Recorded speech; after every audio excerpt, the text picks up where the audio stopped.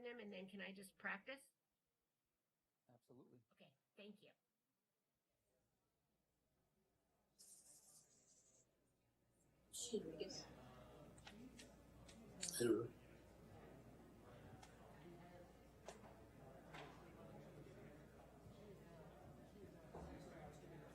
Okay.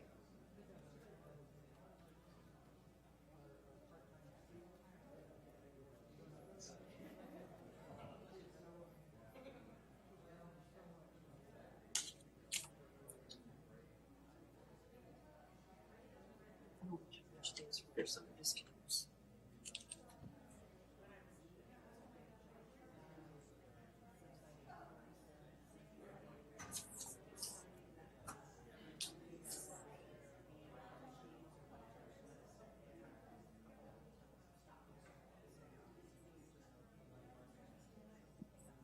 Hey Nick, how's it going?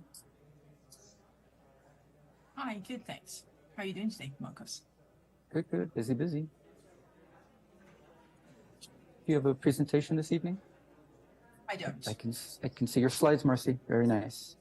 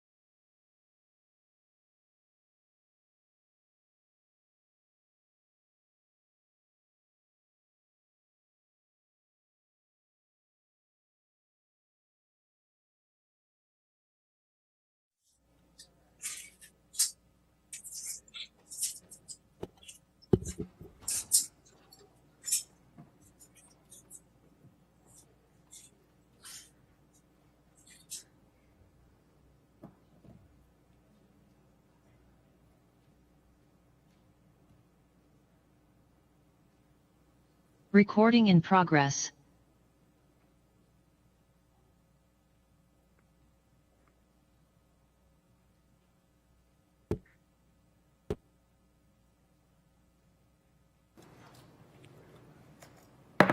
Okay, we're going to call this meeting to order. Will you please stand and join me in saying the Pledge of Allegiance? I pledge allegiance to the flag of the United States of America and to the republic for which it stands, one nation, under God, indivisible, with liberty and justice indivisible, with liberty and justice for all.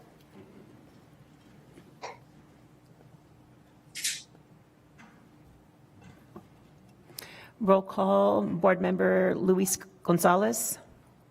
Present. Board Member Dr. Wade McLean.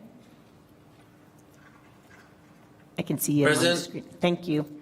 Board Member Maria Garcia. Here. Board Member Greg Taylor. I was informed that he was going to be logging on in a few moments, so we'll see him when he joins us. Thank you.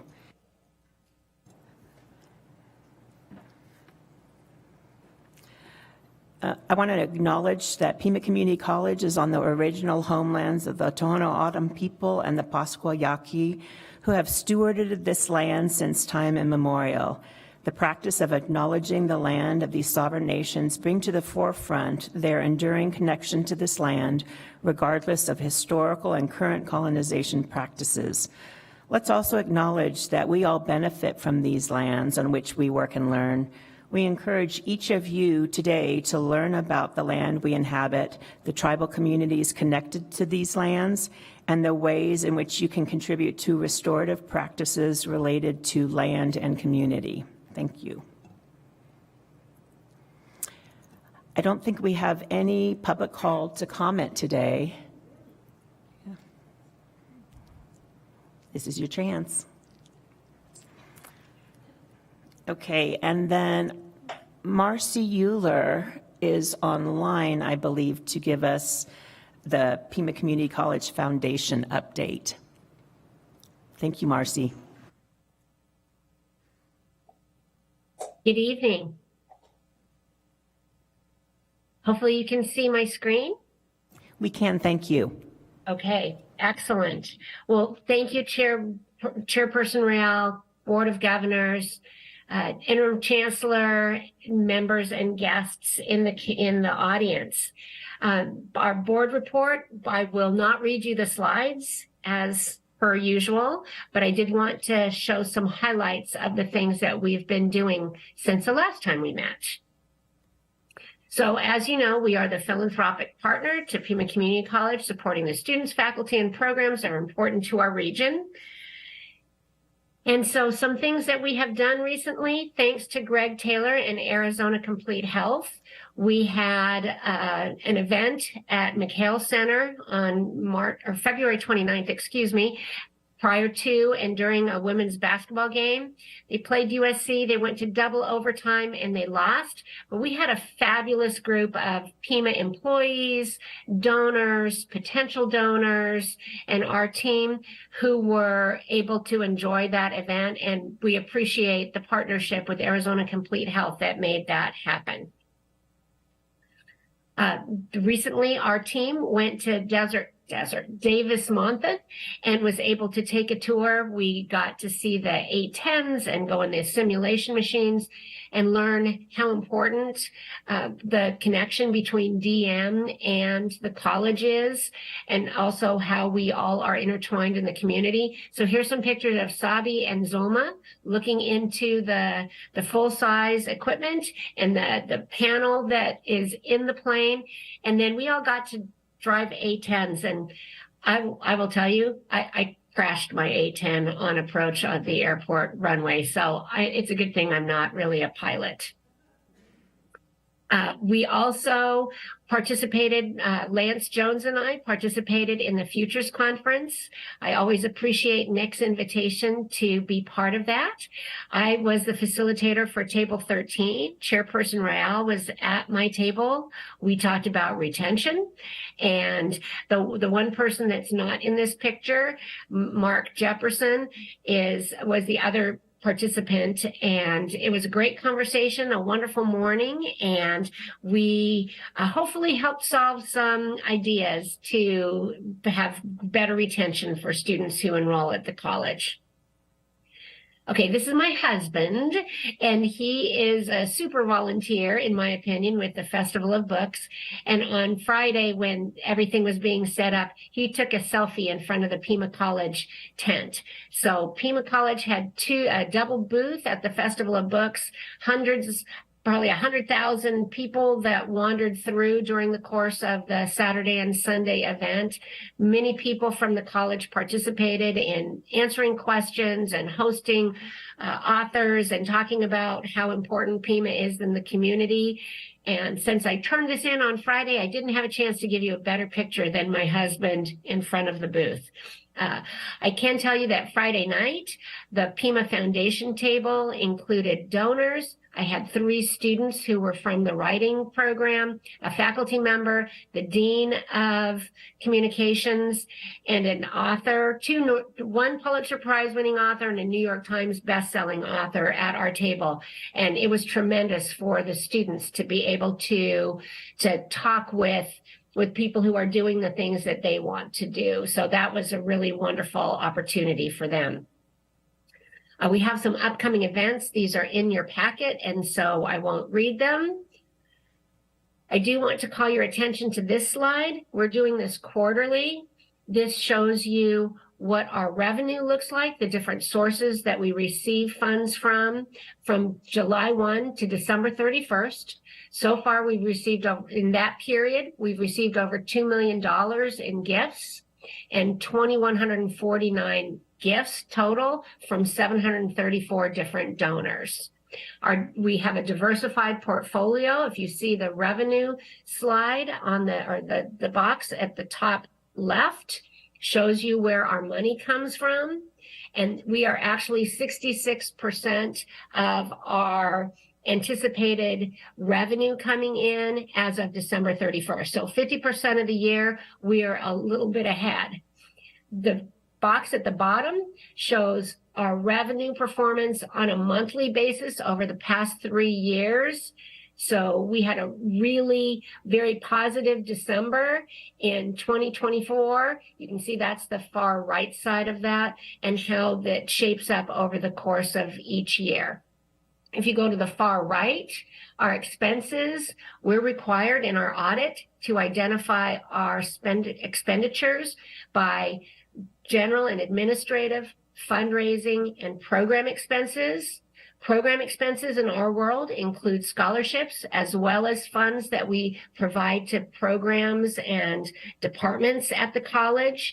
And so the lion's share of our money is spent on the things that support students and programs and faculty, a little bit toward our fundraising expenses, and our general and administrative costs are largely associated with salaries and office, maintaining the office. We're about 40% of our expected expenditures have been completed by 50% of the year being done. And then you can also see our expenditures year to date over the past 3 years. Big spike in September of 2023 when we spent a large amount of money on our applied technology area from money that was donated by the Brown Foundation. Smack in the middle is about our scholarships. By December 31st, we had awarded 335 scholarships to the tune of over $250,000. And for spring semester, that number will climb another, I think it's close to 200 scholarships and almost $200,000. And so in April, we may be able to provide this slide with the updated spring term information. We also are 41% to our Hillman goal. We will probably jump to more than 50% when we have our March numbers finished up. Here's our review of our total portfolio. We have a $9 million endowment now. Our endowment is growing. Our portfolio is a little bit smaller because we do spend money the way our donors want us to do. And then you can see the scholarships and the program funds that we have expended so far in fiscal year 24. My team, like I always say, this is my team that works with me, but you all are my fundraising team in an ambassadorial relationship with the public, and we thank you for that. And here is how you can reach us. And so with that, I would be happy to entertain any questions that you might have. Can you tell me what's the average scholarship amount? It depends on what donors have decided. So each scholarship that we offer, whether it's general or endowed, the donor identifies what the amount of the scholarship is. If I use our friends at Arizona Complete Health as an example, they've identified $1,000 as the amount for their scholarships. We have several scholarships that are awarded at $250 or $500, some that are awarded at higher than that. It all depends on what the donor stipulated. Thank you. Marcy, I have a quick question for you. When we were talking at the table at the Futures Conference, you mentioned that one of the groups that is donating money will double our contributions through, what was Not double. I mean, they'll give the same amount, so oh no? Nope, it's half. It's 50%. Okay, perfect. I'm a math teacher. I should have caught on to that, but okay. My question for you is, if somebody wanted to start, I know that employees can have money taken out of their paycheck. Our paychecks aren't big enough to take anything out of on the board. So if we wanted to is it better to make a one-time contribution, or is it better to make a smaller monthly contribution to get that advantage of having it 50% increased? So that's the Hillman match that's identified on the one slide. They will do 50 cents on every new dollar that comes in. So when some people have given through payroll deduction, and they may do $5, $10 a pay period. And then at the end of our quarter, we say, well, here's how much they've given. And then 50% gets added onto that. If somebody gave $100, then we would get a 50% bump. So either way, it works. The one piece that makes it more complicated and that makes the algorithm a little bit more challenging is it has to be new or increased donations. And so, again, I will use our friends at Arizona Complete Health as our example. Their gift of $500,000 will actually become $750,000. And so in working with Greg and the team at Arizona Complete Health, we talked with them, how do you want that to be included in your gift? And so the additional $250,000, my recollection is it's going to go toward the endowment. The endowment will become a $550,000 endowment. We'll have $100,000 to pass out in scholarships while the endowment is growing. The corpus and the earnings are growing so that we can disperse after 3 years. And there's $100,000 for curriculum development. That endowment will be the largest single endowment we have at the foundation. That doesn't mean that small gifts don't matter. That just illustrates it a little bit easier in terms of how the impact can happen. Does that answer your question, Chairperson Rao? Yes, thank you. You're welcome. Any other questions? Okay, thank you, Marcy. You're welcome. One quick other thing that's not in the slide deck. Today I testified in Phoenix in front of the Senate for the possibility of our being able to get a Pima College license plate. We passed the Senate Transportation Committee. There's some debate and there's some other things that are going on. So keep your fingers crossed that that might be something that we're able to have our lobbyist and Libby and the folks that work with the legislature be able to negotiate. So hopefully in the future, that might be something that happens and the monies from that would be able to go towards scholarship. And I would assume that once again, all of us can write or call our elected officials and tell them that we encourage them to pay attention to that and vote yes on it also, correct? I am not the best person to respond to that. I assume so, but I would leave that to Libby and Jonathan to explain what the best course of action would be. So they're giving me the thumbs up. So yeah, write your elected officials. Invite them out to lunch and encourage them to get the PCC license plate when they become available. For all of the community colleges in the state. Oh, okay. So we're advocating for all of the community colleges to have the opportunity, but Libby and Jonathan initiated it through us, and then there have been amendments to it to include the other institutions. Great, thank you. Absolutely. Have a great meeting. Thank you. Thank you. Okay, we're moving on to Pima's mission moment, and Joseph Mace will be coming up with two of our fabulous students here at Pima College.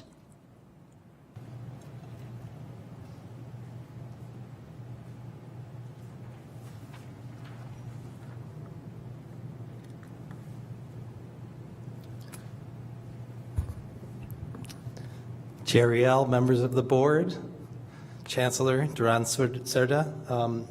We wanted to take today's mission moment to highlight and thank our students. We had 3 students who joined us for the Association of Community College Trustees Conference in Washington, D.C. last month. Every member of the board and the Chancellor all mentioned, and many people on our team mentioned the value that students bring to these opportunities of outreach to our elected officials, especially in Washington. And this group was phenomenal. They bring talent and personality, and their stories are very touching. And when they share the meaning of their experience and certain funds that the federal government provides for them to be able to succeed at Pima, it has a much bigger impact than any of us can do at the policy level. And so we want to take some time to honor them, and I wanted to give them each a couple of minutes to share their thoughts and impressions of their experience today. So I'll turn it over to Roxana Luján. Hello, I'm Roxana Lujano, and first of all, I wanted to express my gratitude for being a part of this experience and for being one of the students chosen to be brought along. I came home from the trip very inspired and hopeful for what the future has in store for Pima Community College, as well as all the other community college across America and their students. I learned a lot about policy and the different issues faced by other students of community colleges. The issue that stood out the most to me and also affects me personally was the accessibility of FAFSA and the funds that come from that. I'm a student that works part-time to pay for school out of pocket without the help of my parents. And I have never been eligible for grants, even when I was going to school full-time at the University of Arizona. I was very surprised to learn that Pell Grants are counted as taxable income and of the ways that this negatively affects many students, not only in Arizona, but across all of the states. Aside from having the opportunity to explore Washington, D.C., my favorite part was meeting with Representative Juan Ciscomani. He and the board members inspired me and reminded me that my story is important to share and that I am a role model to many first-generation Americans and first-generation students, specifically girls in STEM. I will never forget my roots, and I will always be proud of them. I loved getting to spend time with Minerva and Brandon and learning their unique stories as well. I also loved getting to know the board members, and I am happy and grateful to know that Pima Community College is in very good hands. I am so thankful for the school and its accessible resources, and I'm very delighted to be a student here. Thank you. And now I'll introduce Minerva Torres. Hi, it's so honored to be here with you. And well, my short story is I was born and raised in Tegucigalpa, Honduras. I came to this country to settle down in Tucson with my husband and my 3 kids 5 years ago. Unfortunately, my country is not the best option to live anymore. So back in my country, I'm a professional woman. I have a bachelor's degree in business administration. But when I came here, my diploma cannot be validated because of many educational strict policies. And I asked for financial aid to study, and they said because I have a degree, I cannot have the financial aid. So one thing, in one hand they said, you have a diploma, but we cannot validate it. And another one, they said, okay, you have a diploma, you have a degree, we cannot give you financial aid. So I had to start from scratch. Being an immigrant is very hard. Being an immigrant at my age is harder. So I started a new country with a new language, a new culture. And at that time, my language skill wasn't good enough to talk like I'm talking now. And one day I was trying to deliver a message through the phone. I asked for a person who can speak Spanish. And this person told me, if you want to live in this country, you have to speak English. And I felt so miserable when I heard that, but it was true. If I want to live here, I had to speak the language. So because I don't have a job, I couldn't study. So I enrolled in my son at Pima Community College. I was told about this wonderful program in the adult education, and that's for free. And I enrolled in the program, and I studied English, grammar, writing, reading, pronunciation classes, Google classes, and many workshops sponsored by the program. So after that, I was told to go to enroll in the ELS program, and I got my certificate because of the foundation that I already have in the adult education. And now I am studying the interpretation and translation study at Pima Community College. So the adult education was my springboard to go to another stage in my life when I thought that because of my age, my opportunity were over. And being there in Washington, I couldn't believe myself that I was there. And I said, my God, Minerva, what are you doing here?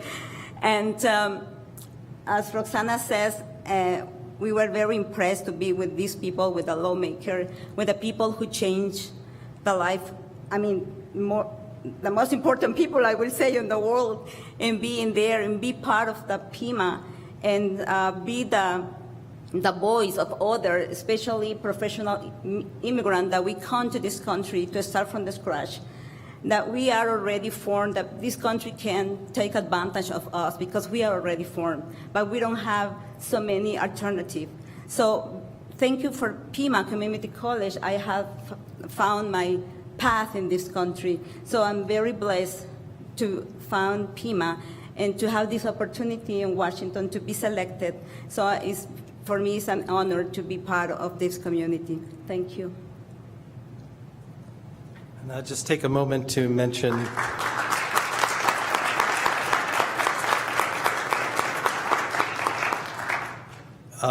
Minerva's story was so, the elected officials were so impressed that Juan Ciscomani actually featured her in his weekly newsletter, and so that's something to look for as well. Brandon was unable to join us this evening, and so we just wanted to say the reason he can't make it tonight is because he finished the aviation program. If those of you who were at the event on Friday with the campus, the Chair Real shared the story of the student who went to the police through the program to be a police officer and found out after he finished the program that he was colorblind and therefore ineligible. And that was Brandon. And so Brandon went into our aviation program, and the success of tonight is that he's working at Bombardier, and so couldn't join us tonight because he has his job that he got from his work here. So we congratulate him as well. Thank you.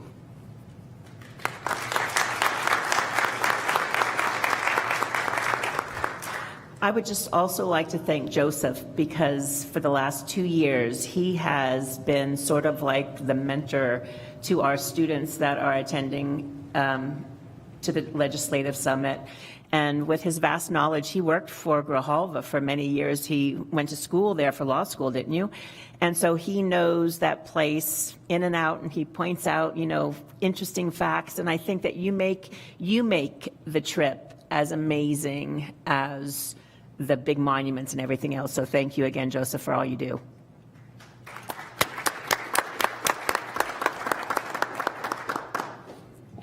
Okay, we're going to move back to governing board member remarks. And Board Member Gonzalez, would you like to go first? I also want to acknowledge the young ladies that are present right now. Just to let you know, one of the things when we were having discussions and roundtables with them of various nights, one of the things that came out, they felt very comfortable with us and us as well. And one of the things I did tell them and shared with them is that you guys are part of the big family, and they are. They truly are, including Brandon, which was not here.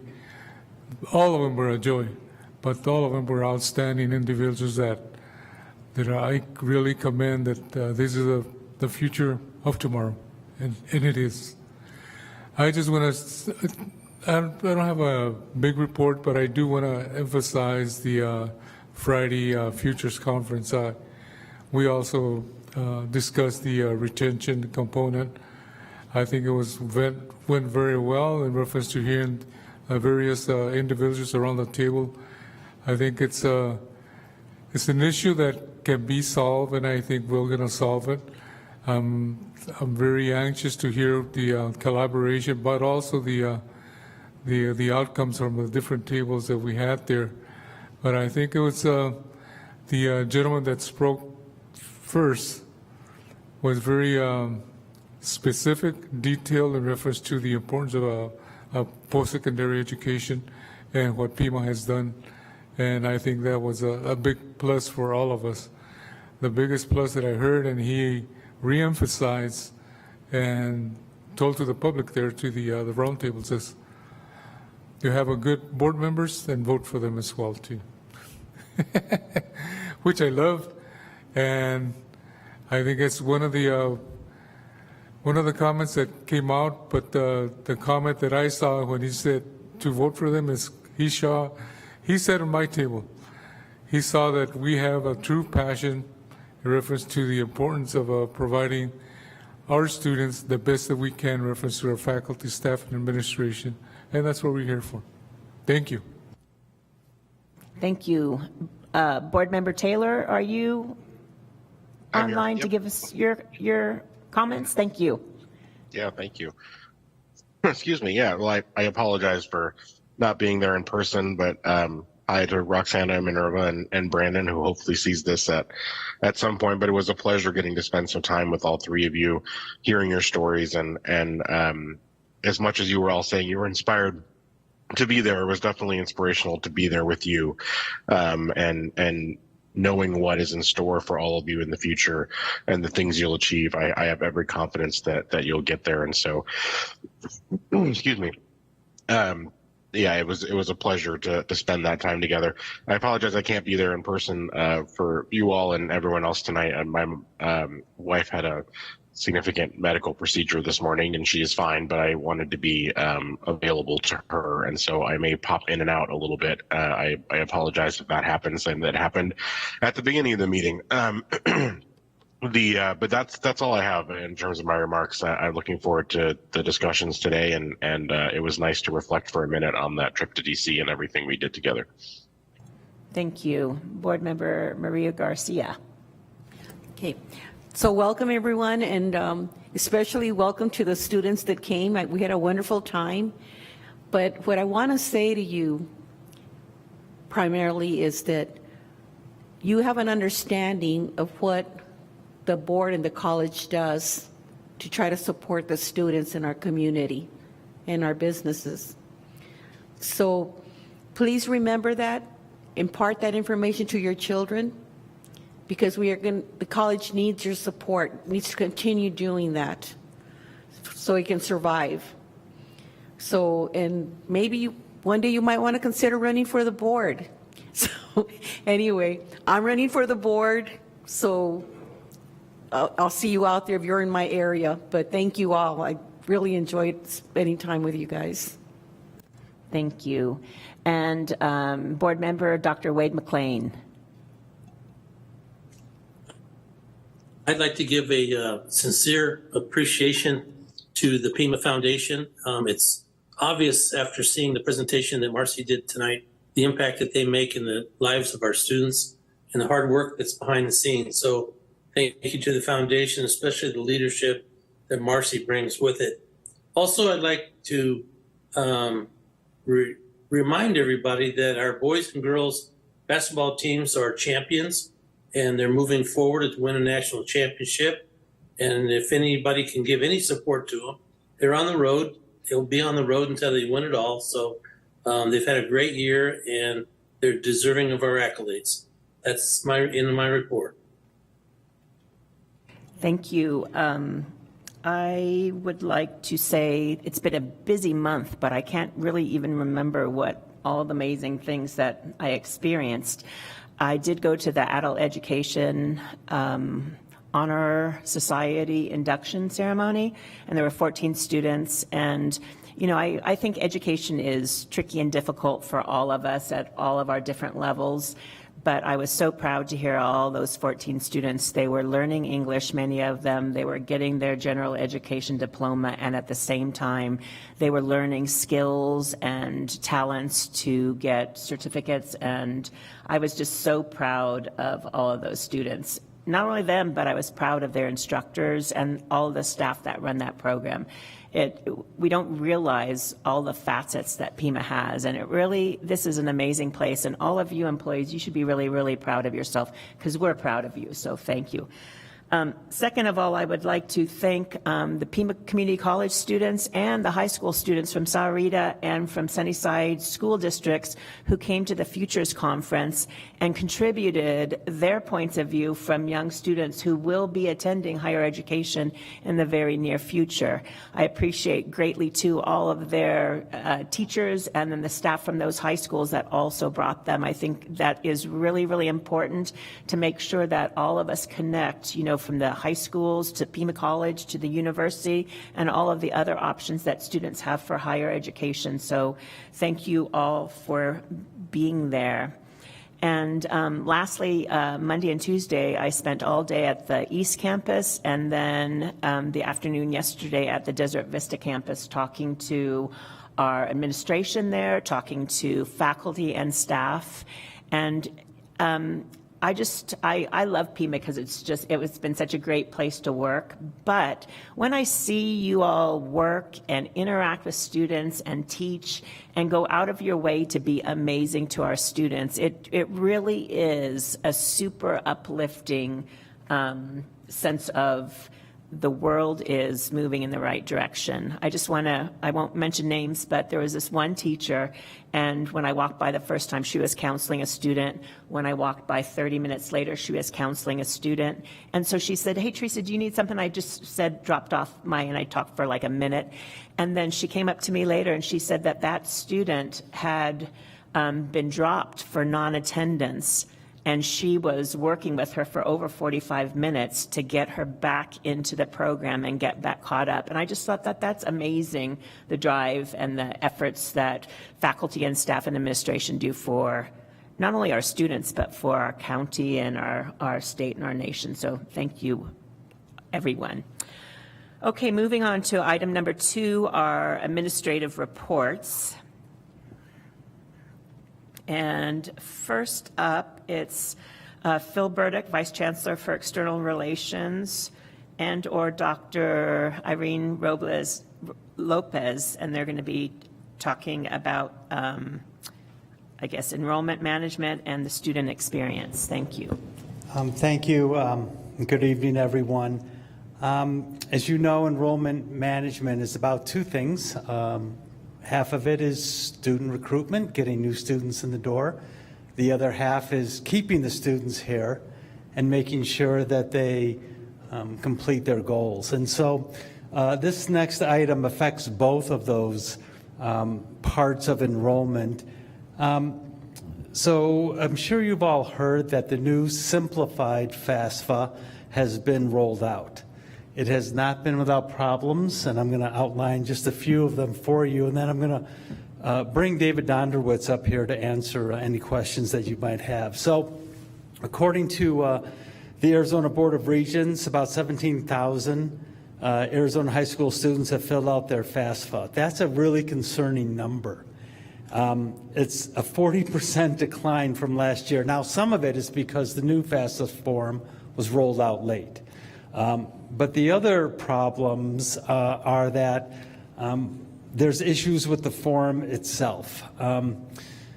Just to put that in perspective, our state ranks 49th of 50 states with FAFSA completion at this moment. That's a very concerning problem because FAFSA is also an indicator of enrollment, and this is going to affect our enrollment come the fall.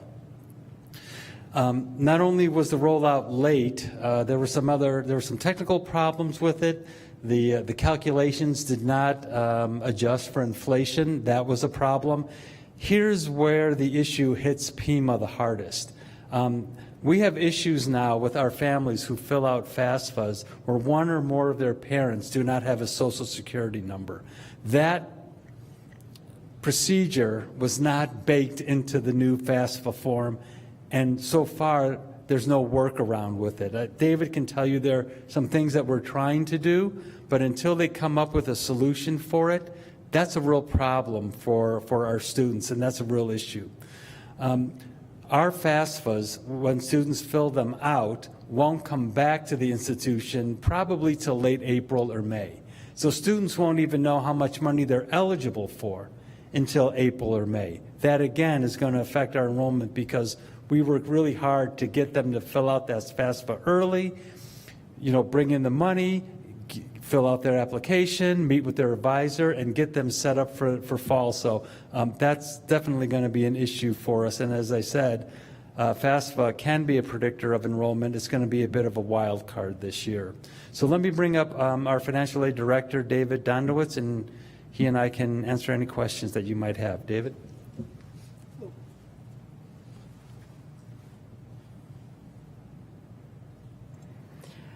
So I mean, this is just, there might not be an answer right now, but I'd like all of us to be thinking about this. How can Pima College help high schools? Because my guess is it's the high school teachers and faculty and counselors that are helping our high school students fill out those forms. So have we thought in the future about what kind of activities, your board members, most of us have some free time, and we'd go to the high schools and help our students get those forms filled out. But what plans do we have of assisting the high schools? Because obviously, if they're doing the work, but it affects our enrollment, we got to be intimately involved with that activity too. Yeah, so we've been working with the high schools prior to the FAFSA coming out. And so thank you, Phil.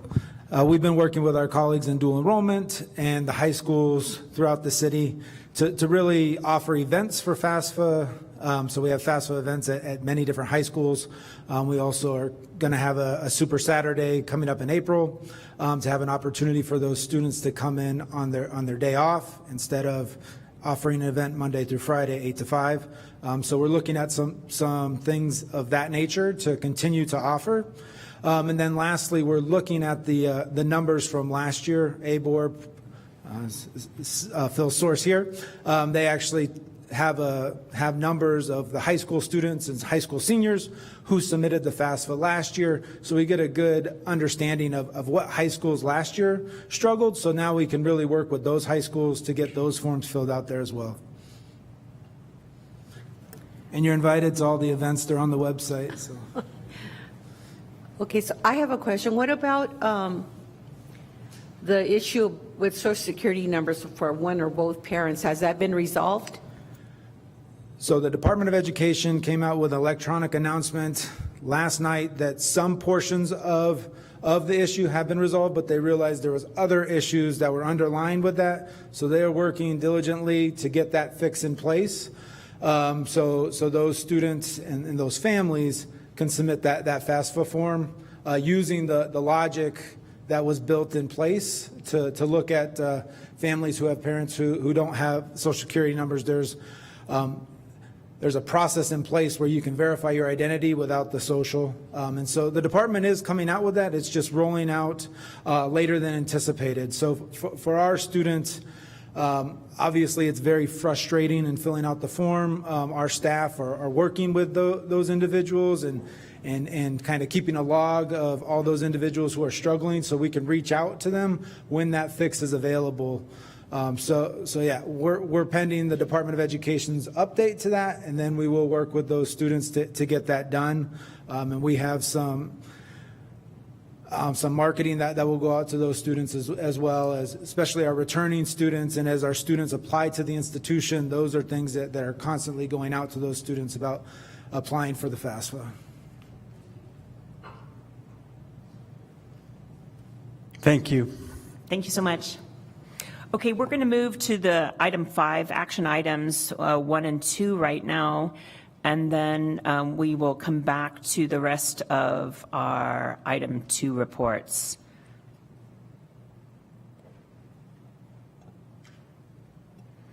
Tape down. Good evening, Chairperson Real, members of the board, Chancellor Duran-Cerda, colleagues and guests. It's my pleasure tonight to sort of quickly provide another overview about the budget, where we're at, and then provide support for the recommendation that's in your board packet, and then be able to answer any questions the board may have about the recommendation. So the first thing that I want to say, and I know we're on a time constraint, so I'm going to try and go through this pretty quickly, that generally speaking, year over year, the college does the same things. We teach students, we provide student support services, we provide administrative support. Most of the college's activities go from one year to the next year to the next year. So oftentimes when we're talking about the budget, it's an incremental model where we're saying, okay, assuming that we do the same things that we do year over year over year, what are the changes that are at the sort of margins? And so oftentimes we're talking with the board about marginal changes in revenue along with marginal changes in expenditures. So with that, let me sort of quickly do the highlight of the base budget, kind of where we're starting at this year. When we had the study session in February, one of the things that I didn't do, I think, a very good job emphasizing is that within the base budget, it is continuing to do the operations, doing the strategies, commitments, and then efficiencies that are already what we're planning to do. So there are a number of strategic priorities that are already built into the base. For example, the completion of the Centers of Excellence for Health Professions and Applied Technology, finishing up the current strategic plan and any operational expenses that may be related to that, sustaining and supporting the class comp structure, which was a strategic priority going back a couple of years now. And then another example going back a couple of years is the budget includes funding to support, to continue to offer student success courses at no cost. So there's no tuition charge for those programs. The other thing to emphasize within our budget is that we talked with the board. There was a lot of hesitation about knowing that our enrollment has declined over time and that the staffing metrics that we have are misaligned with the size of enrollment, and that that's something we've talked about for a number of years. We also talked about doing other things to reduce operating expenses as much as possible. So the budget recommendation is really set up so that it has a planned reduction of positions built into it. It has also no operating expense increase. That isn't to say that there aren't operating expenses that are increasing. There are, but they're going to be offset by other reductions, and I'll talk about in a second about a couple of the ideas that are in play. But the idea is that any projected cost increases we have, medical care, the medical plan coverage is going up a couple of $100,000, for example, year over year. When we're talking about the budget right now, we're finding operational decreases to offset all of those increases. And then, as we've been talking with the board, and I mentioned a second ago, we're really trying to, over time, align the institution to realistic revenue projections and also to the enrollment to really right-size the institution. So some of the strategies this year are the budget staff is actually going through unit by unit, identifying when budgets tend to be high versus actual expenses, and then recalibrating those and repositioning budgets. So there will be some savings in that. Most of that is just budget changes and budget formality, but that is an important thing to really identify where potential reductions can occur in future years. Again, re-emphasizing that we are in the business of reallocating resources, that that identifying when we have a new strategic need, whether it's a growth in a certain program area, the idea is using vacant positions to move to those program areas to support that growth and continue doing that. But net overall, it might look flat. A couple of other things that we're looking at are really focusing on the efficiencies of online offerings, class fill rates, looking at class fill rates overall, but particularly in the online area, and then looking at what services are provided. Are there changes that we can do to services that are more efficient for the institution, but not at a big decrement to the service quality that's offered? Lastly, and this is the second to last bullet, we are looking at different options for leasing out space. And I think that we have an option that we're going to be exploring relatively quickly, and we'll talk to the board more about what the realities of that are in the next month or two. The important thing is, so you have this base budget, and then you have what comes down to a handful of discretionary items that we talk about with the board. That is that you have board decisions on tuition and property taxes. Those are discretionary decisions each year. And then proposed expenditures relate to employee compensation and then what you're doing with positions. And as I mentioned already, we're looking to reduce positions. And as I have said many times to the board, the plan is to reduce positions through attrition. That is to say that if someone retires or someone leaves for another job, the first task is going to be how can we fold those duties into other currently existing positions and not fill the vacant position. Oh, let me go back to that. Oh, shit, this goes, there we go. Again, to remind the board, a change of $1 per credit hour overall increases the revenues to the college by about $350. So a proposed tuition increase of $3 generates a little bit over $1 million. The $3 credit proposal is consistent with what the other Arizona colleges are doing on average. The average increase is slightly more than $3 per credit hour. We provided in the board packet, and I have it in a slide in a second to show where we are versus our peer institutions. In terms of the property taxes, we have the ability to do levy neutral, which doesn't change taxes. Year over year, you just assume new growth. New growth is about $2 million of that's new properties that have already come onto the tax rolls. So that's about $2 million. And then we have the ability to increase all the way to $6.2 million. The recommendation is to go up 2%. That's the most typical thing the college has done historically. In addition to the levy neutral amount, that generates another $2.8 million for the college. Here's what I mentioned in terms of the comparison of our peer institutions. We're the fourth from the left. This is a combined per credit charge. So this is the in-state tuition plus the per credit fees. We have student services fees of $3.50 and a $2 information technology fee. So the orange line, the orange bar that you see at the top of ours are the addition of those $5.50 of total fees. The tuition rate presently is $92. So our tuition rate is a little bit lower than peers. The total is about in the middle.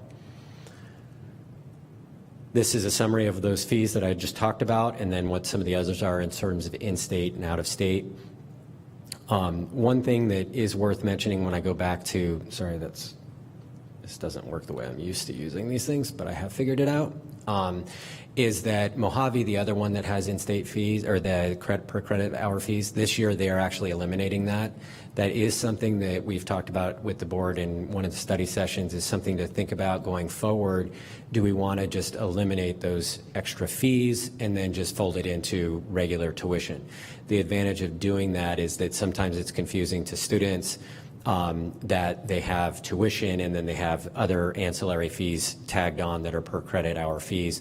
This would just give them one tuition-based charge per credit hour. It would simplify things. It also simplifies the administration of tuition a little bit as well. This is a comparison of where we are with our property tax rates. We're one of the lowest in the state. The proposed increase of 2% is in line, and not all of them are increasing them, but the typical is around a 2% increase. That won't change our position. We're well below where Yavapai is going to be, no matter what we do. Now, on the expenditure side, the recommendation is that if the board approves the revenue parameters that we talked about, it provides sufficient revenues to provide for an adjunct faculty rate increase of 5%. It provides salary pool increases for our regular staff and faculty of 4%. That is, a majority of that goes to the class comp structure with it adding a year of experience. That's about 2.5% of that 4% is just for the year of experience. It also would provide us a little bit of additional money to talk about minimum increases for those who aren't scheduled to get a year of experience, et cetera. It would give us the ability to talk with the ERC reps to sort of talk about some of the priorities and see what other priorities we might be able to realize through that. Again, in order to make this all balanced, because most of the stuff is the same from last year as for next year or this year for next year, in order to make this all balanced, this recommendation includes the reduction of about $2.5 million of positions. That's in the neighborhood of 28. It depends on what positions actually get eliminated. The idea then is to build a 3-year plan that has something similar to that. That $2.5 million is about what the cost of the year of experience is. So you're reducing by positions about the same amount that you're sort of baking into the budget on an increase on an annual basis. Structurally, that will position the college much better going forward. And then the last things that just talking about going forward, assuming that the board provides the direction on tuition and on the other budget parameters, that actually sets the budget almost completely, so that come May, we will just be showing you what the total looks like, because we're not going to be discussing whether we do a property tax or not. It will be decided ahead of time. That makes it a lot easier to plan and just manage the budget in terms of the development of the publication of it, getting it publicized to the community, and so forth. And then June, we would have the normal public hearing and special meeting. If the board doesn't opt for an increase in the property tax, if the board opts for levy neutral, that cuts out some of the required hearings and information that we have to provide. Just FYI, it's a little bit easier to do in terms of managing that process. And with that, there's a bit of additional information in terms of there's some property tax information here. A 2% increase, just to give some perspective, for a $100,000 property, it's about $2.50 change year over year. So an increase to their property taxes, because we increase it by 2%, would increase a $100,000 property's taxes by about $2.50 for the year. I think I got through all of my talking points, and again, open for the board if they have any questions or anything else that I can help with. Okay, Dr. B, so the last time I was kind of blindsided as to the increases, and so this specifically has to do with the staff and the faculty increases. So my question is, does this also include the ELT members, their top administration, or our top administration? That pool increase would include the administration in it, yes, in total. Thank you. One other point that I failed to mention, to put a little bit of perspective around the tuition increase. So for a typical student, average student takes about 20 credit hours per year. That would be an increase of about $60. The Pell Grant increase that's proposed in the president's budget is proposing, hopefully it will happen because it would be good for students, increases the maximum Pell Grant by about $750. So the Pell Grant is, and that historically has been the case, that Pell Grants have been increasing faster than our tuition by quite a bit. Why that's important is that then the tuition increase is not disproportionately hitting our lowest, neediest students, because the Pell Grants support them.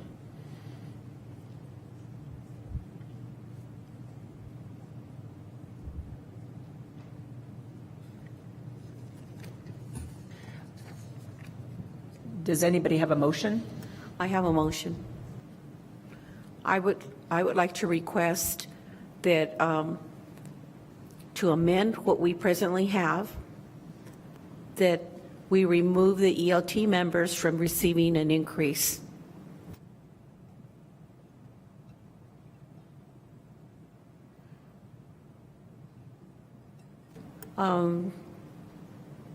Jeff, did I do that correctly?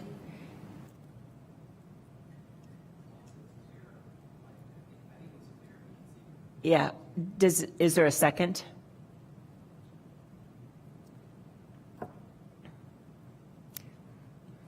Okay, so we'll move. Okay. So now we'll open it up for discussion. Does anybody have any discussion? I would. I'll start it. Okay, first of all, please understand that I'm not trying to be disrespectful to the top administration. But last year there were some increases that were given out and I didn't understand that was going to happen. The faculty and the staff have been underpaid for many, many years. And in actuality, They're the ones that teach the students, and they should be compensated. During the pandemic, I was aware of some of our staff people they couldn't even afford to have internet service in their homes. In my view, I believe that a long time ago, this is just my opinion, a long time ago, teachers or faculty members, because it was an occupation where it was women entered the field a lot of the times because it was kind of like a hobby. They had good husbands that made good salaries and supported them. And I believe that they haven't done that. Times have changed. So we really need to compensate our instructors and the staff. And so, and I've looked at some of the salaries that were given out last year, and I didn't agree with them. And I specifically don't agree with the fact that your chancellor also gets that increase, whatever the administration gets. So my amendment is that not happen.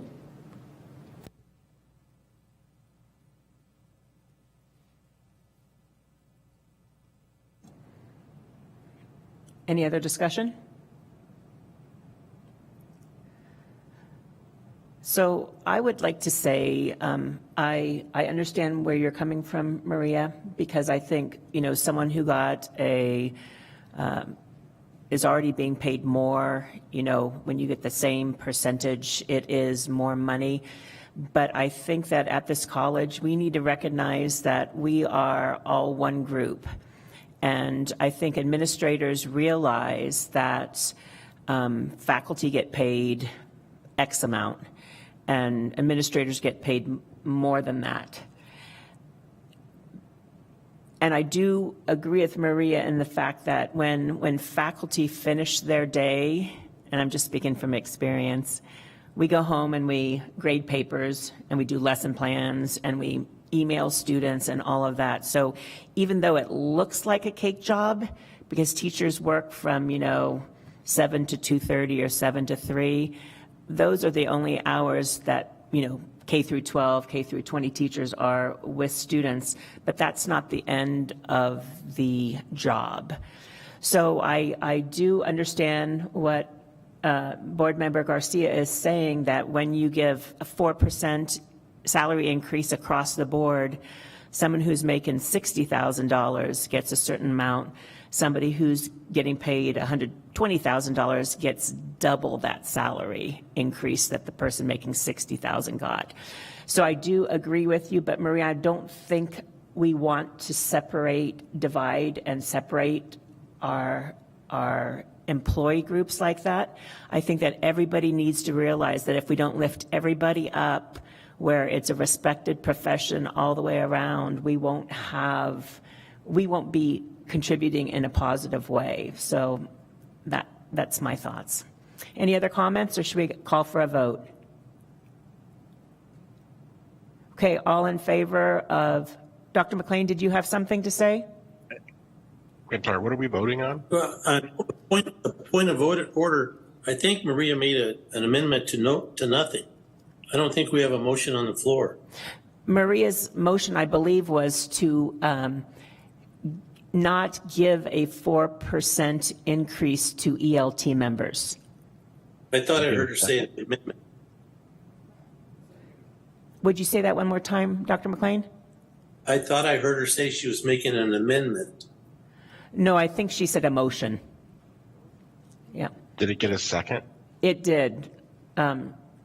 A board member Gonzalez seconded it. Oh, sorry, I didn't hear the second. Okay. Yeah. I should have mentioned that for people who weren't here in the room. Sorry about that. Okay, so if there's no more discussion, I'll call for a vote. All in favor, say aye. All opposed, say nay. Nay. Nay. I didn't. Say aye. Okay, I'm going to say nay, so motion fails. Do we have a motion for tuition? Would anybody like to?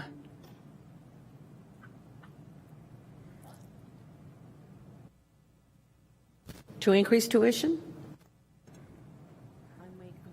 I make the motion to increase the tuition. To increase it by the $3 per unit. Is there a second?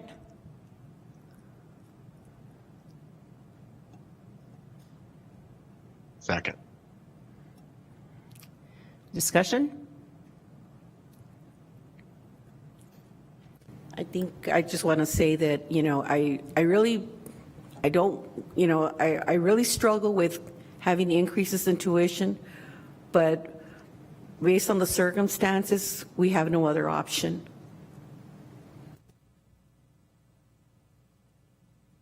Thank you. Any other comments? I have a comment. Go ahead, Dr. McLean.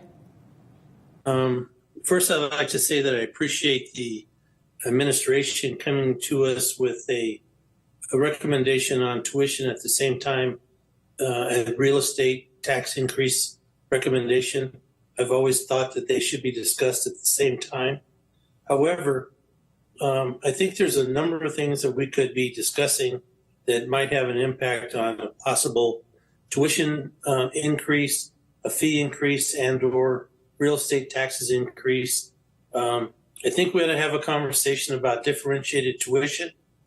I think we ought to delve into the budget a little bit more to see if there's any other areas that we might be able to squeeze to transfer money that is currently being recommended to come in new revenues.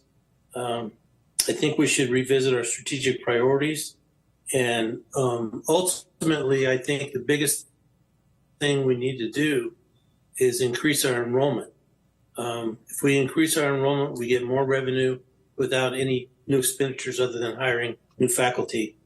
And we also need to look at staffing levels that I'm thinking are similar to the pre-COVID epidemic staffing levels. And I think we have additional staff that we don't need based on our current enrollment. So with that, I'm going to vote no. Any other comments? I do. I admittedly, I struggle with this one. I mean, I think ultimately the best thing to move the college forward is to support the budget as proposed with the tuition increase and the property tax increase. My first inclination was that the right sizing efforts should be more aggressive.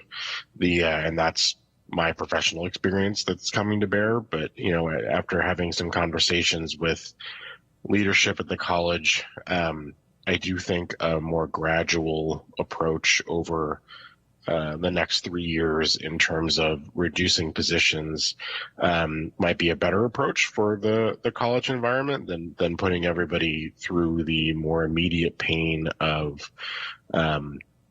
layoffs or position reductions that are position eliminations for people that are in. And I'm optimistic that we can get where we need to be or where we want to be in that 3-year plan, with minimizing the amount of pain we may continue to put the institution through, acknowledging, as I did in a meeting or two ago when we talked about BP 1.25, that a lot of that is still very real and very, very prescient. I don't like doing it, but the other reality is, and Dr. McLean has talked about this on a lot of occasions, is the state of Arizona has basically abandoned the college. I mean, in terms of its financial contribution, the per student dollars that we should be getting, I don't even know what it is now, but I think, a year ago when I asked, I think it was like $20 million a year or something that we would normally be getting if we turned back the clock to before that per student contribution was cut. And so without that, it really puts us in a tremendously difficult position financially, where we sort of only have 2 legs of a 3-legged stool to fund the college. And so we have no choice but to balance on property taxes and the tuition and fees that are paid by our students. And I don't take that lightly, because I know housing affordability is an increasing issue in Pima County. I know that the dollars that our students are paying for tuition are hard earned by themselves or their families. And so I don't take any of those things lightly. But I see the beginnings of the college trying to realistically address the cost structure problems that we have. And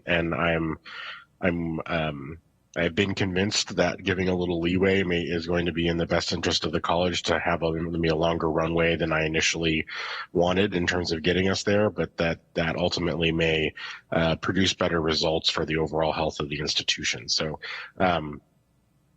I also, just for the record, I know it wasn't in Maria's motion, but simplifying our tuition and fee structure and just moving those two fees, I think it's $3 student services, $250 technology, so $550 total, and just making it tuition. I also am fine with that. If that's going to make the college's life simpler and a little more straightforward for our students. It looks like most of our peer institutions don't have this fee structure, and they're just building it in. I know it wasn't in the motion, but I would support that as well. Would you like to make an amendment to the motion? If Maria's amenable to it, if not, that's okay. I don't have super strong feelings about it, but I'm okay with moving that forward too. So I hear a friendly motion. Maria, would you accept that? Second it. Okay, thank you. Any other comments or discussion? So the new revised motion is to increase tuition by $3 and incorporate the two fees into the tuition. So it would be a $100.50 per credit unit. Mental math at this late hour. So is there any more discussion? If not, I'll call for a vote. Do we need to do a roll call vote for issues like, okay, all in favor, say aye. Aye. Aye. Anybody opposed? Motion. Nay. Nay, okay. Motion passes 4-1. Thank you, Dr. B. And we combined 1 and 2 together by doing that, correct?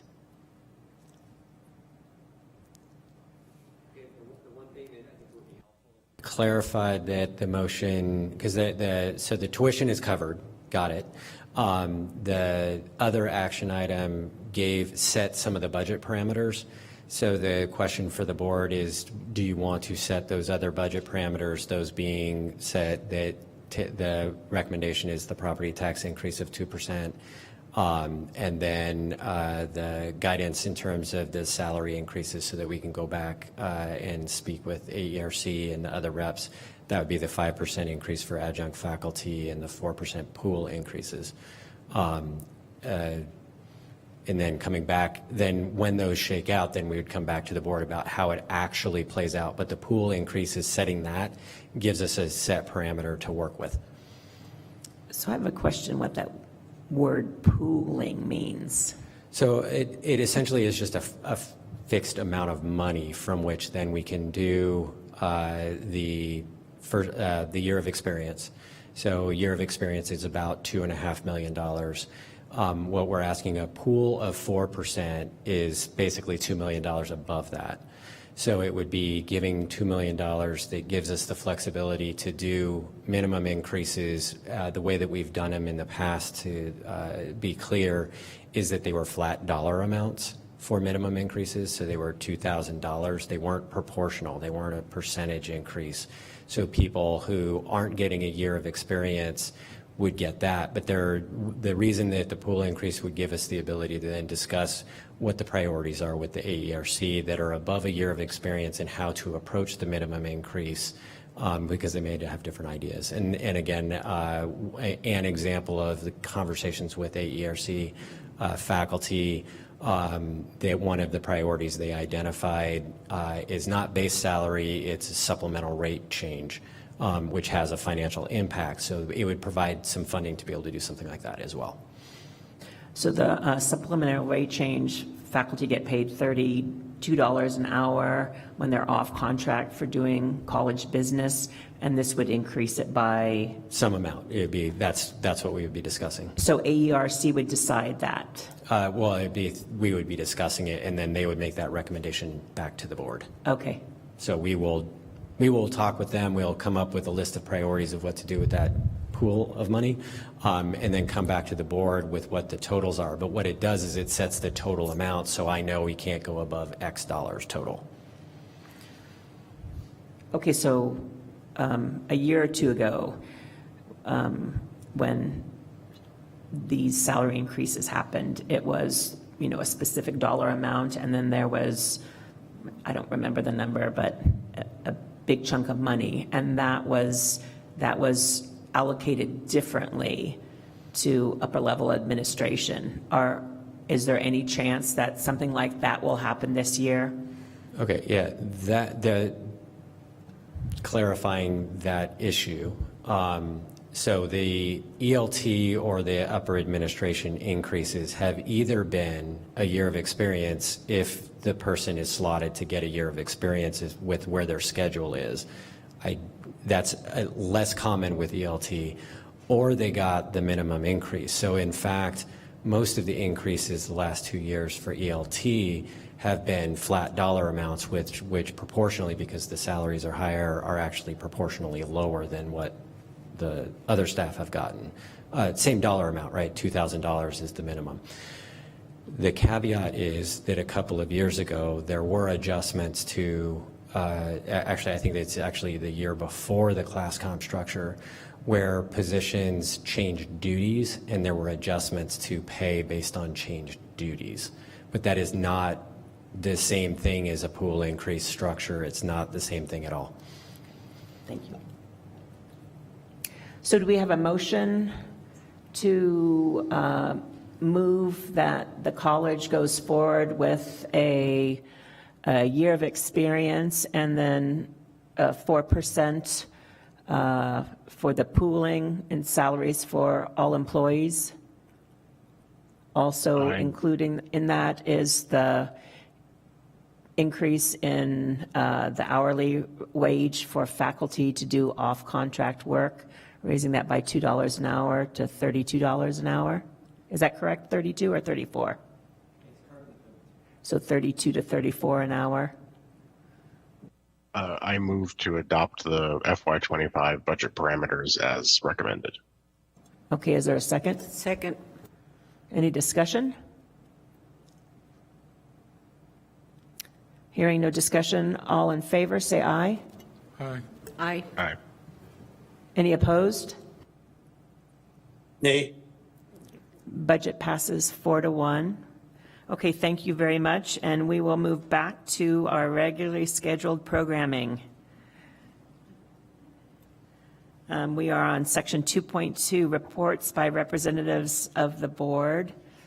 And our first is our student report by Rebecca Ursul. I thought there was just one. Good evening, Chairperson, board members, Chancellor Dolores, Pima faculty, and guests. Our board reports, I'll be sharing some highlights today. And so first and foremost, I would like to talk about our recent meeting. We had a chance to be with our chancellor in our recent meeting. And so some concerns were raised by the students about a high drop rate in physics courses. And this concern will be addressed during our town hall meeting. Secondly, some concerns about advising delays were also addressed. Students are complaining that there is a delay in the Department of Advising. So during scheduling classes, there's always, if you want to schedule a meeting with your advisor, your program advisor, it takes about 2 to 3 weeks for you to talk to your advisor, so there is that delay. And so I think the school is looking into that, and we will be having a meeting on April 5th, and the student department will be sharing with us more information about that. Thirdly, there is a shift to digital insurance of student IDs that's underway, and we were told about that in our recent meeting. And so there is a focus on identity verification and addressing software issues. However, concerns have been raised by students regarding safety, internet issues, and other challenges associated with digital student IDs. We are also happy and proud that 6 students participated in the Future Conference. This was a very great experience for us, the students. And also, we are also excited to share that we have a new student senate that was elected for the Northwest campus to represent the campus. We had a lack of 1 student, and so we are now complete. We are so excited about that. Lastly, Randall Chabeja, the East Campus Student Senate, volunteered for the Transportation Committee led by Rene, and he will be serving in that committee. Thank you so much. This is the end of my report. Thank you, Rebecca, and thank you for you and the other student senators once again for being at the Futures Conference. We really appreciate your participation. Moving on, the adjunct faculty report, Sean Mendoza. Chairwoman Ryle, Interim Chancellor Duran Cerda, members of the board, and honored guests. This month, the adjunct faculty met with the strategic planning team to update us on this year's work and provide us an opportunity for participants to share their ideas and priorities to the institution. Attendees were broken into 3 teams led by Nick Richmond, Kelly O'Keefe, and Marcela Di Savio, and given 10 minutes to share our diverse perspectives. The outcome of these discussions resulted in 4 main ideas. The first is access to learning resources and professional development where learning is a primary focus to meet the diverse needs of our students. Existing resources and services such as the TLC, Faculty Services Resource Center, and professional development funding play an important role in meeting this priority. We hope that in the days to come, more resources can be expanded to further develop learning opportunities and experiences for our employee group. The second is finding ways to retain and nurture adjunct faculty. Our past and current AERC representatives have done a great deal of work to improve the work environment, but we also understand that more must be done to attract and retain new employees. A third idea was greater communication or a mechanism to identify existing marketing activities for adjunct faculty. Working primarily in the community, we often serve as ambassadors to external organizations that may or may not already be partnered with the institution. We believe that having direct knowledge of marketing activities would help bolster opportunities for future partnerships and potentially increase our student body. Lastly, the topic of adjunct faculty pay is always our top priority. Given this, I'm thankful to see that the proposed budget would see a 5% increase in adjunct faculty pay. On behalf of the adjunct faculty, I thank you, Board, for supporting this increase. Thank you, Dr. Richmond, Ms. O'Keefe, and Ms. DiSavioa for your work and helping us gather these insights. In closing, I support all future board meetings utilizing this hybrid format. As someone who studied and researched virtual environments and its impact on leadership, there can be no doubt that a face-to-face interaction is always preferred. However, if there's one thing the pandemic has taught us, some connection is better than no connection at all. Given the institution's talented technology staff and existing infrastructure, we must continue to embrace and expand the existing tools to allow greater synchronous and asynchronous communication. I say this not just to my fellow representatives, but also to anyone who struggles to meet in person. Many of us have commitments that pull us away, but technology is available at the college that can help create a bridge towards greater inclusion, collaboration, and representation. By leveraging these resources, a student will not need to have to travel across the city after attending an important class or study session. Or in my case, attending these board meetings from the other side of the planet, 15 hours ahead in the future. Technology is here to stay. And I thank the board for leading by example, showing our students and the community how leadership can exemplify compassion, equity, and excellence in a premier community college. Thank you, board members, for your continued support. This ends my report. Thank you, Sean. And then the faculty report by Rita Lennon. Good evening, Chair Rial, members of the board, Chancellor Duran-Cerda, Pima family, and guests. I have 4 things I'd like to share with you from our recent Faculty Senate meeting. First of all, not part of our Faculty Senate meeting, but more important, is the All Faculty Day was Friday, March 8th, right after our Futures Conference. In fact, most of our faculty were able to attend it at the West Campus so that we were there. Let's try to get this microphone. I swear, by the time I'm done with being the board rep, I will have this down, okay? Guaranteed. Sorry about that. So we were able to attend at the West Campus, and the theme was Moving the Needle. It was a conference-style session, and we had lots of wonderful sessions led by faculty and staff and administration and wonderful groups of people. Some of the themes were sustainability, artificial intelligence, and data-centered decision-making.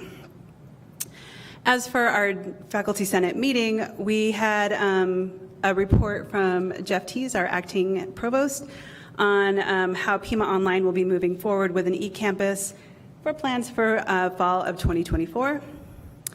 The committee who is working on the Faculty Leadership Redesign Committee will have 2 models to be shared with all of our academic divisions right after spring break.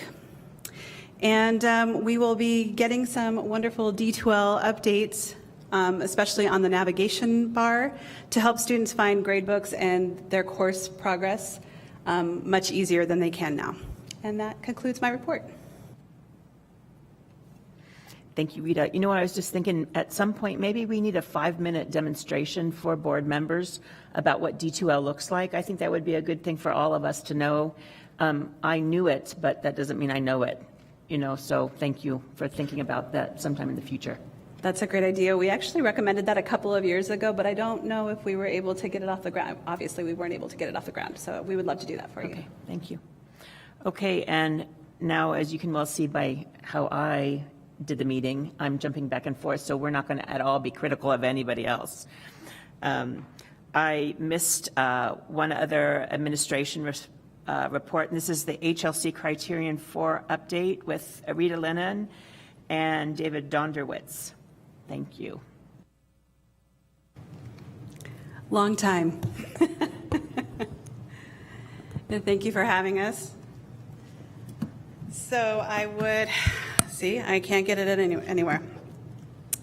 I would like to let you know that beside David and I, we had 8 members who were part of our Criterion 4 committee, and I'd like to recognize them here tonight. Stacy Naughton, Dominguez, Elliot Mead, Lupita Serrano Viela, Yvonne Perez, and James Gray were also part of our team.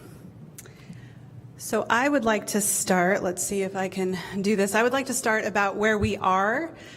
So Criterion 4 has 3 core components, and the overarching theme for 4A is that the institution ensures quality of educational offerings, and that would be in program review, prior learning credit, our awards, both our degrees and certificates, and the rigor of our courses. Where we are now is we need to strategize marketing capabilities while realizing our funding realities. We also need to strategize with all of our stakeholders involved, both internal and external. And we need to leverage current systems that we use, so like eLumen and Curriculog, as well as some of our technology capabilities. Moving on to 4B, the overarching theme for 4B is how student learning ties to our curriculum offerings, so our course offerings. And where we are now, We need to establish, or we have established and maintained practical, transparent practices for assessing course, program, and our institutional or general education learning outcomes. And we need to do the same thing for our curricular assessments, our co-curricular assessments. For 4C, we have the overarching theme is educational improvements to improve retention, persistence, and completion. And there's a word there that's called rates, but I'm thinking of the whole student, so looking at how students move through the process. Where we are is, we need to move beyond the collection and actually use that data, and I think that we are definitely doing that more now with our data days. We're trying to say that differently instead of data days, because it sounds like day to day. So data days and other ways that we're looking at data in the academic side. And one way that we're also looking at leveraging that is through Pima Connect, the Pima Connect system, which is a system that can connect students with their success coaches, their faculty, and advisors. And we also need to look at updating and implementing the strategic enrollment management plan, which I think David will talk about more here in a moment. All right, thank you.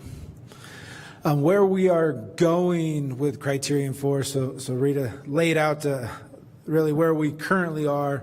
So really, as we talk about the three sections, 4A, really starting to standardize processes across the institution, division to division. Those are the same processes moving forward.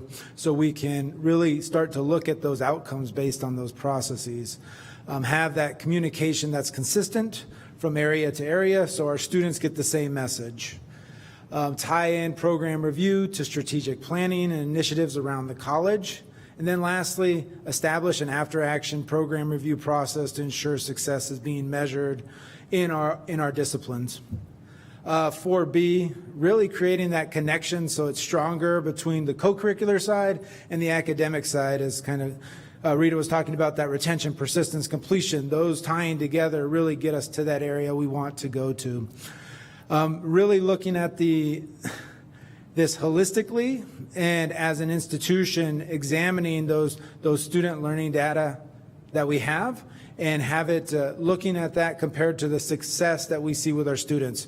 So looking at those outcomes and see if that is leading to that student success we hope that we are having with the community. And then the last one, 4C, is really tying that funding back to our strategic goals and creating that standardized way to do this. So everybody knows how to do the process, and that's going to the strategic initiatives at the institution.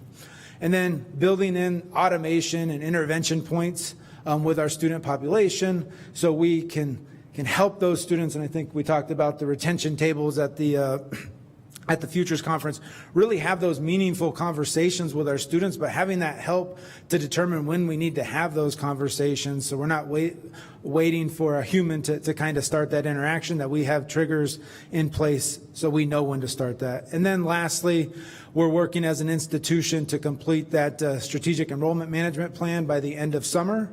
And so that will be really, I think that ties up the overall argument we're looking to make. So I'll stop there, and if you guys have questions for us.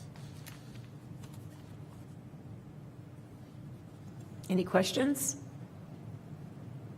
Thank you both. Thank you. Once again, Wendy Weeks and all of the staff and faculty and administrators that are working to make sure that we receive our reaffirmation of our accreditation. We're once again really, really thankful for all of that work. I did look through a couple of board meetings from last time we were reaccredited, and it was mentioned by one of the board members that, we spend a lot of energy and effort having to do this. It's something that we always have to do to get reaffirmation.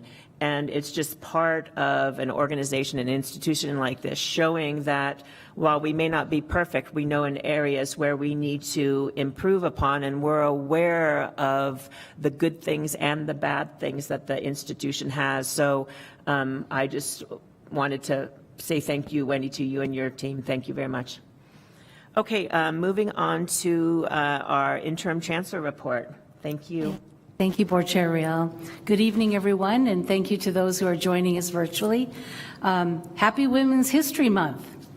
As always, I'd like to start with some congratulations, and I'd like to congratulate Yvette Rodriguez, who's an aviation program advisor.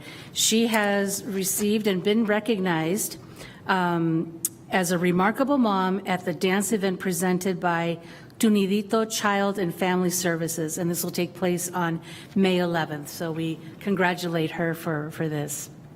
Also, Board Vice Chair McLean talked about Pima's men's basketball team. They won the NJCAA Region 1 Division title, so we're very proud of our athletes at the college. I've continued with the interim chats with the interim chancellor at the various campuses, and I've done downtown campus, West Campus, and Northwest. Tomorrow, I believe I'm at East Campus, and then I'll be at Desert Vista.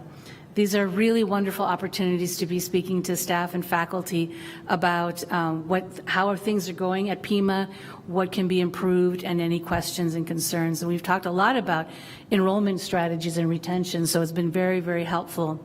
And right after I meet with the campus vice president and give them an update, debriefing, and things that address the campus they can do, and then other aspects I can follow up on.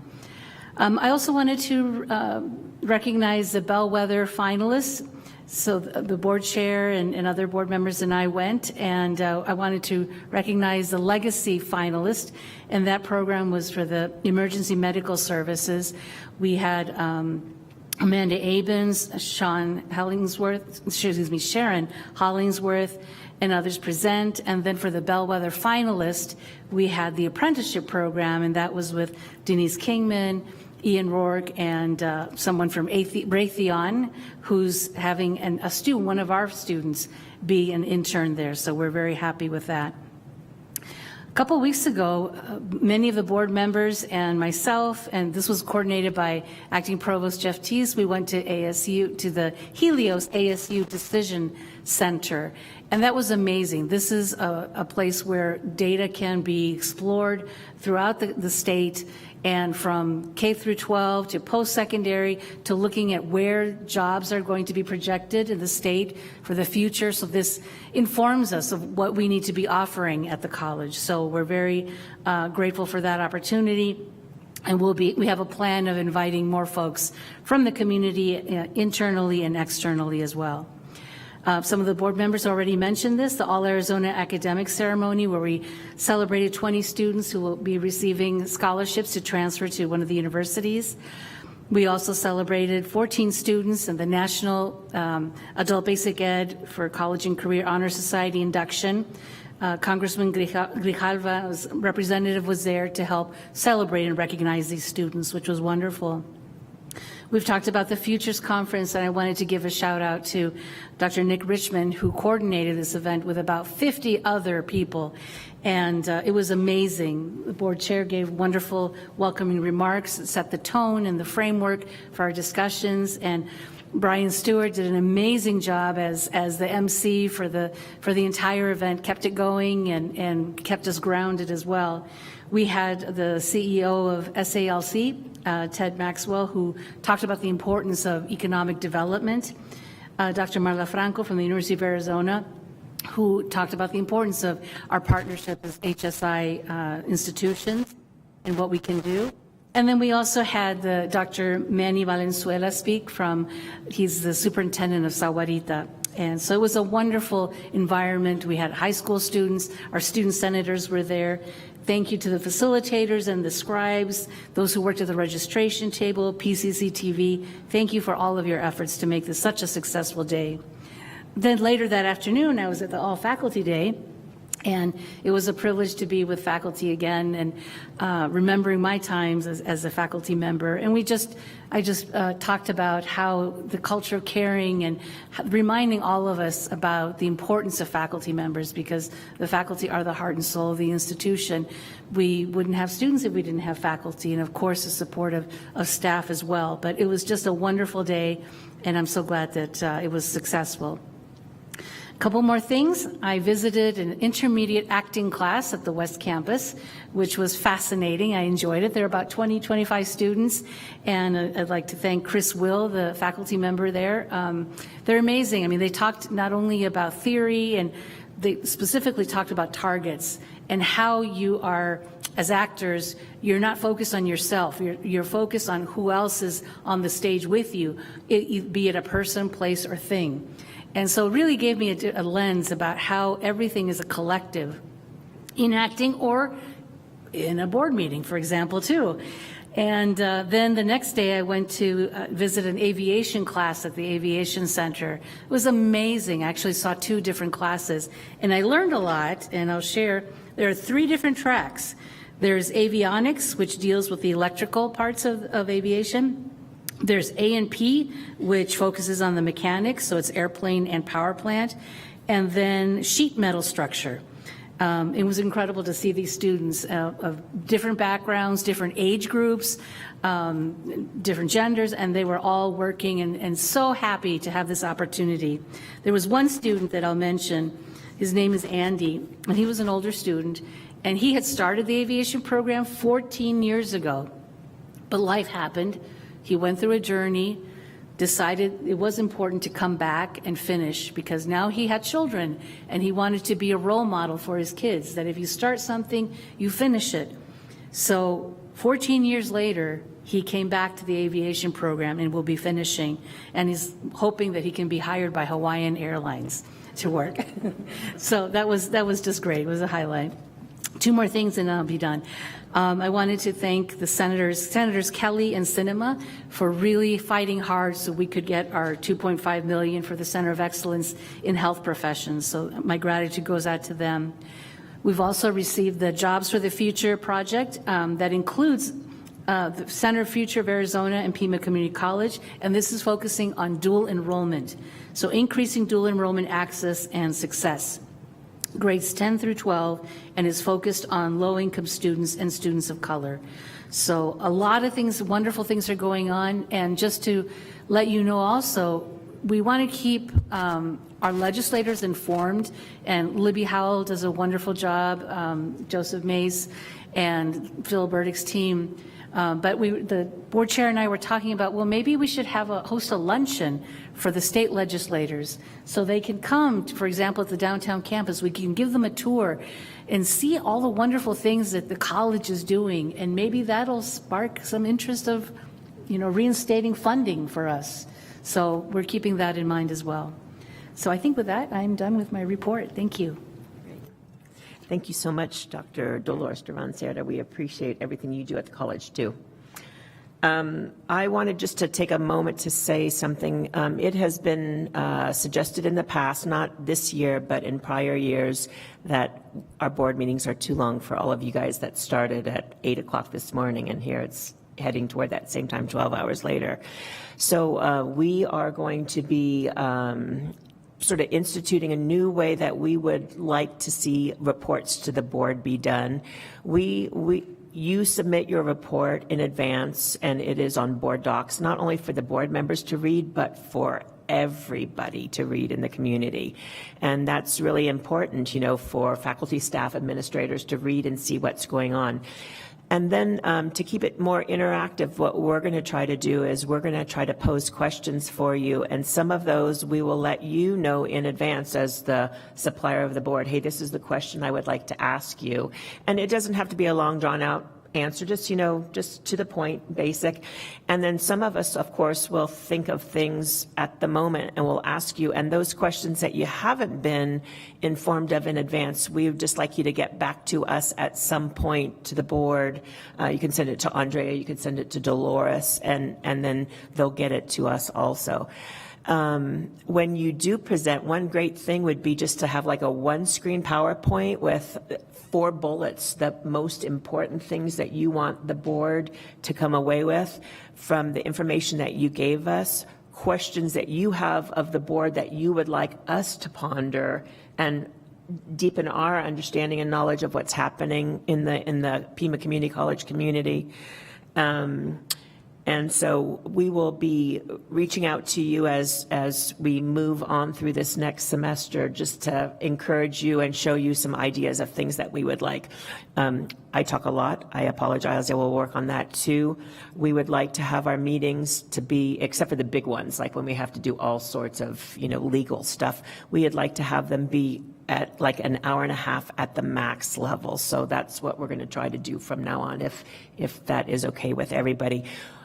Understand we completely appreciate all the reports and all information that you have given us, but we would like to just take it upon ourselves to be more proactive, reading your reports and letting you know the questions we have in advance, so you're prepared for our questions, and it can be more of a question and answer period. Okay, moving on, information item 3, a lot of information there. Once again, it's important for all of us to look at it and see what's going on. But they are not any items that we have to vote on. And then now we're moving to the consent agenda. And first of all, I would like to ask, are there any items that any board member would like to have pulled from the consent agenda? Hearing no, oops. I think I heard no suggestions to pull an item. Is there a motion to approve the consent agenda? So moved. And is there a second? Second. All in favor, say aye. Any Aye. opposed? Motion passes unanimously. And, oh yeah, I do have one more thing to say. It has been brought to my attention that when I made that motion last time for 2 board members, myself, I didn't make the motion, I don't think, but it ended up that we didn't put the words that we just be observers, non-voting members on the committee to select the chancellor. And it's been brought to my attention that maybe some people on that committee might feel like, what's the point of them putting all that time and energy if a board member, in fact, the chair and the vice chair of the board are voting members. So in our next meeting, I would like to put on the agenda that we have a reconsideration of that motion to go back to the original, sort of the original motion that Maria had made, where we were just non-voting members on that committee. We will still attend because we'll be the liaison back to the board, but I just want to let everybody know that, once again, I made a mistake, but I will be correcting that. So thank you again to all of those people who are on that committee also for their time and assistance in making sure that we choose the best chancellor for this amazing place.